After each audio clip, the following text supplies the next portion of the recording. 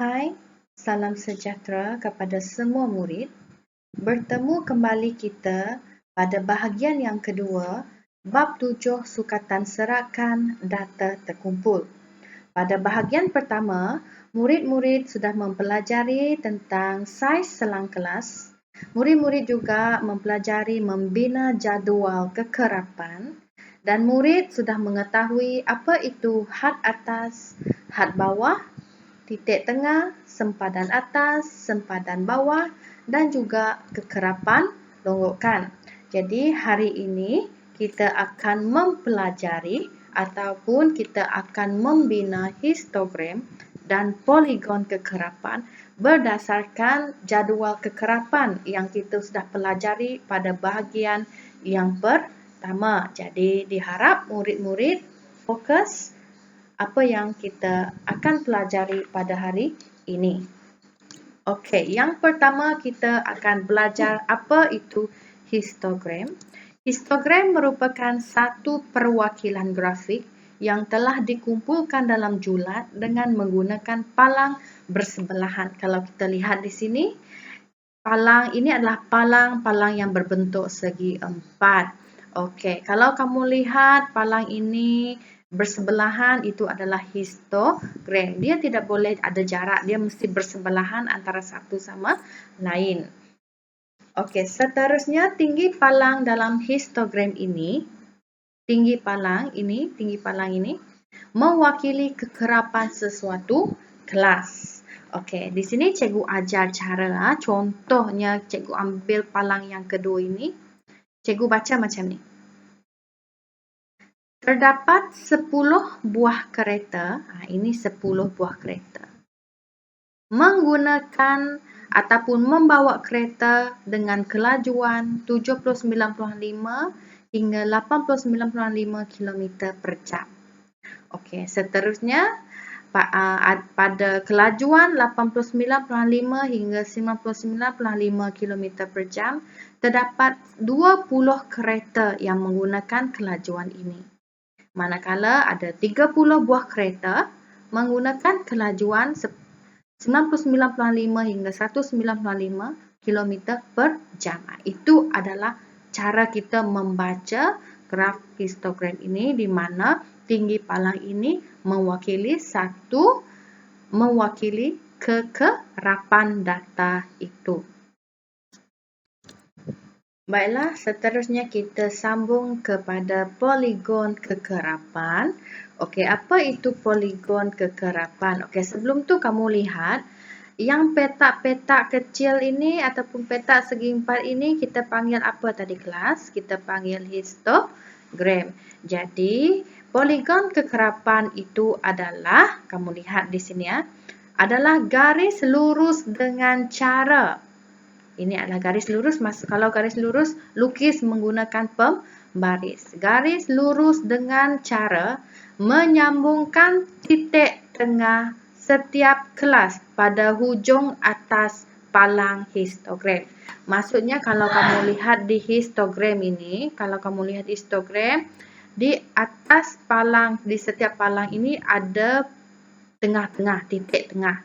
Jadi kamu cari dahulu titik tengah di setiap palang itu, baru kamu sambungkan menggunakan pembaris, itulah poligon kekerapan. Tetapi di sini tidak ada palang, betul ke tidak? Kalau tidak ada palang, kamu kena buat sendiri, cari titik tengah dahulu di sini. Cari titik tengah, pangkahkan. Begitu juga yang terakhir kamu pangkahkan, barulah poligon kekerapan kamu ini ada kaki. Poligon kekerapan tidak boleh bergantung, dia mesti ada kaki yang menyentuh lantai. Kalau poligon kekerapan kamu itu tidak menyentuh lantai, maksudnya poligon kekerapan kamu itu adalah hantu. Jadi dia mesti menyentuh, bermula daripada sifar, bermula daripada bawah, berakhir pun di bawah. Itu adalah poligon kekerapan. Garisan ini kita panggil poligon kekerapan.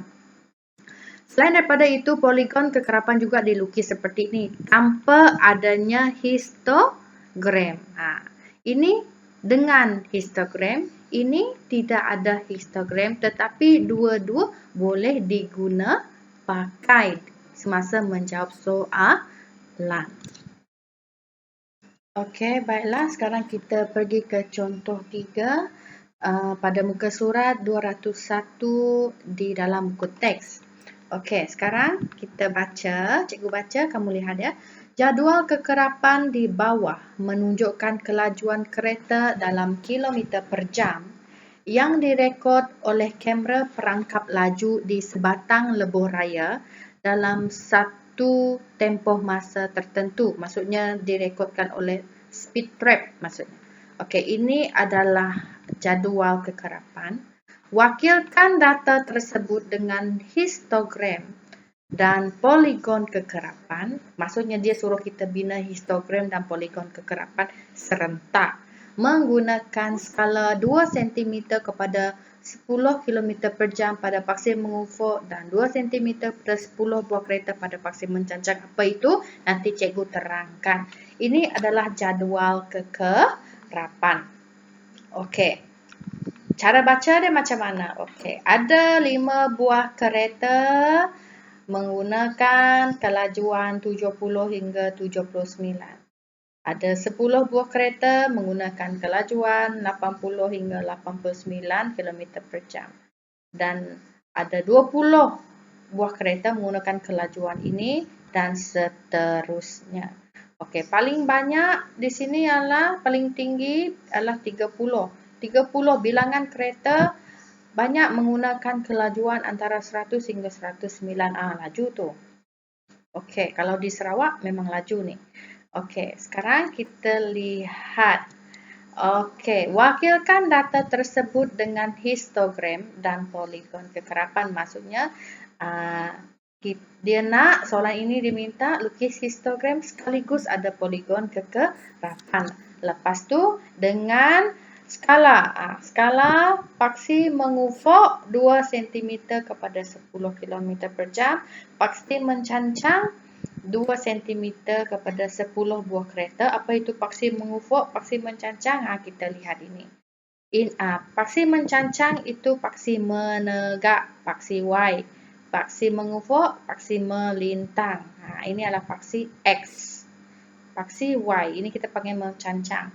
Di dalam membina histogram ataupun poligon kekerapan, kita tidak fokus kepada paksi mengufuk ini kerana paksi mengufuk ini, data ini kita ambil daripada jadual kekerapan.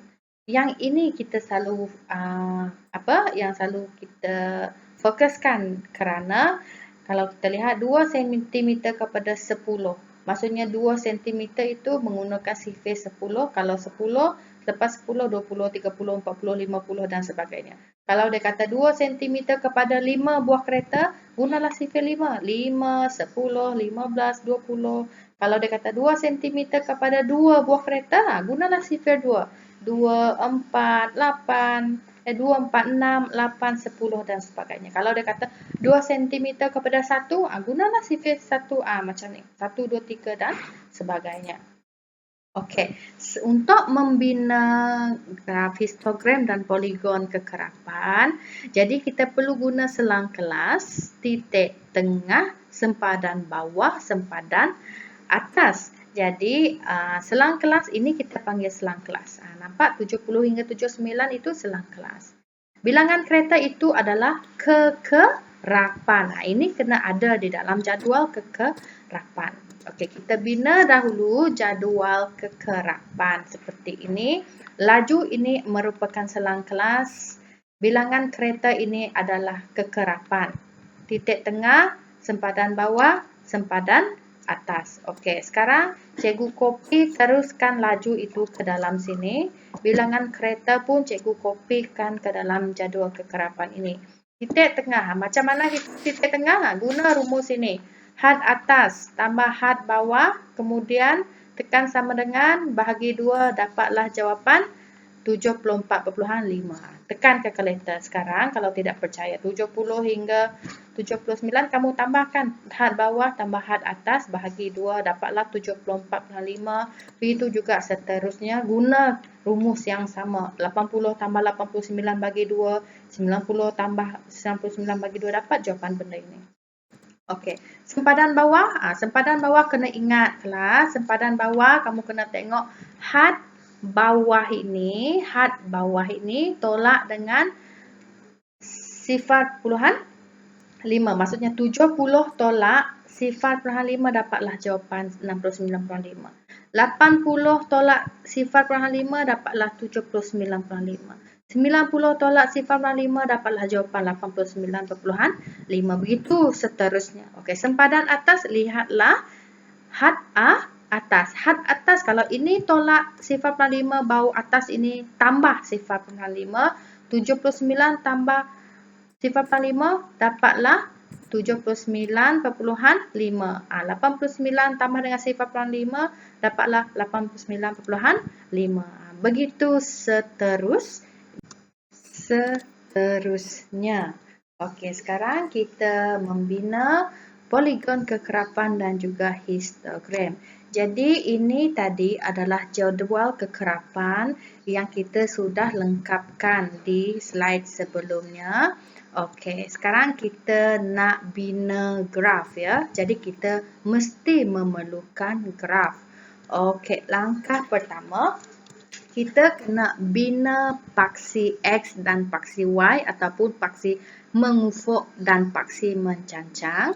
Okey, paksi mencancang ini kita letak kekerapan. Di sini kekerapan ialah bilangan kereta dan ini adalah kita letak kelajuan. Kelajuan dia maksudnya sempadan bawah sempadan atas. Kadang-kadang kita boleh guna titik tengah, boleh sahaja. Okey, seterusnya kita kena isi setiap ini. Ini satu petak besar dalam graf itu mewakili 2 cm. Sebab tu dia kata 2 cm. Kalau ini sampai sini, ini 1 cm. Kalau tidak percaya, ambil graf kamu sukat dari hujung ke hujung, hujung ke hujung, itu adalah 2 cm. Sukat guna pembaris ya. Okey, sekarang kita fokuskan, kita selalunya fokus pada paksi mencancang sebenarnya kelas. Sebab kalau paksi mengufuk, kita isi cuma ambil daripada jadual kekerapan ini sahaja. Okey, sekarang kita isi laju. Lihat sempadan bawah, sempadan atas. Tengok, isi benda ini menggunakan sempadan atas, sempadan bawah daripada 69.5 pergi ke 129.5. Jadi, data ini kamu salin copy paste sahaja ke sini. Nampak? Okey. Seterusnya, daripada sempadan bawah ini, buat bentuk L terbalik. Okey, kemudian buat bentuk 7 macam tu. Okey, kemudian paksi mencancang 2 cm. Maksudnya petak besar ini ya. Petak besar 2 cm kepada 10 buah kereta. Maksudnya guna sifir 10. 10, 20, 30, 40, 50, 60 pun boleh. Asal mesti lebih daripada kekerapan yang terbesar di sini. Kekerapan tertinggi di sini adalah 30. Jadi cikgu letak di sini 40. Kalau nak cun-cun 30 pun boleh, asalkan jangan kurang. Okey, selangkah seterusnya kita bina palang, atas palang. Palang poligon kekerapan. Okey, sekarang kita lihat. Daripada 69.5 hingga 79.5, berapa bilangan kereta? 5. Jadi cikgu buat palang di sini. Kamu kena hitung hitung satu petak kecil itu mewakili 1. 1, 2, 3, 4, 5. Jadi cikgu buat satu garisan macam ni. Guna pembaris ya kelas, guna pembaris. Okey, kemudian 79.5 hingga 89.5, berapa bilangan kereta? 10. Garis guna pensel. Okey, seterusnya 89.5 hingga 99.5, bilangan kereta dia 20. Seterusnya 30, 25, 10. Ingat satu petak kecil itu mewakili 1. Jadi murid-murid kena hitung petak itu supaya tidak cuai, jangan salah. Selepas kamu buat atas palang histogram ini, atas ni kepala dia ni. Jadi kamu ambil pembaris, kamu buatlah line macam ni. Sambungkan, jadilah dia histogram. Okey, selepas tu dia nak apa kelas? Dia nak membina apa lagi? Poligon kekerapan. Jadi poligon kekerapan itu seperti yang cikgu sudah bagi tahu tadi, kamu mesti apa? Mesti cari titik tengah. Titik tengah apa? Titik tengah pada palang histogram ini. Okey. Cikgu cari, okey. Di sini nampak? Tengah-tengah ini. Jadi nanti kamu lihat graf kamu lah di tengah-tengah ini.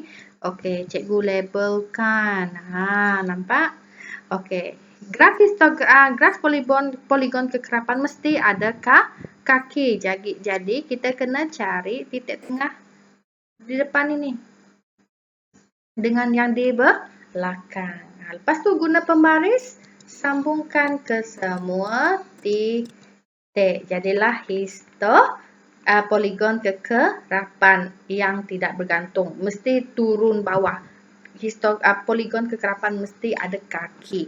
Kalau tidak ada kaki, maksudnya poligon kekerapan kamu salah. Dan cikgu harap kamu boleh faham ya. Okey, sekarang kita lihat contoh yang keempat pada muka surat 2, sifar 2. Jadual kekerapan di bawah. Jadual kekerapan ini menunjukkan masa dalam saat yang dicatat oleh 20 orang peserta dalam satu pusingan kelayakan pertandingan berenang. Wakilkan data tersebut dengan poligon kekerapan. Maksudnya dia suruh lukis poligon kekerapan sahaja menggunakan skala 2 cm pada 5 saat pada paksi mengufuk dan 2 cm pada 2 orang peserta pada paksi mencancang. Okey, kalau kita baca jadual kekerapan ini ada 2 orang peserta, masa yang dicatatkan dalam pertandingan berenang ialah 50 hingga 54. Masa 55 hingga 59 saat ada 3 orang peserta. Dan paling banyak ialah 6 orang peserta menggunakan masa 60 hingga 64 untuk pusingan kelayakan pertandingan berenang. Okey. Di sini wakilkan data tersebut dalam bentuk poligon kekerapan sahaja. Tidak ada histogram, dia nak poligon kekerapan saja.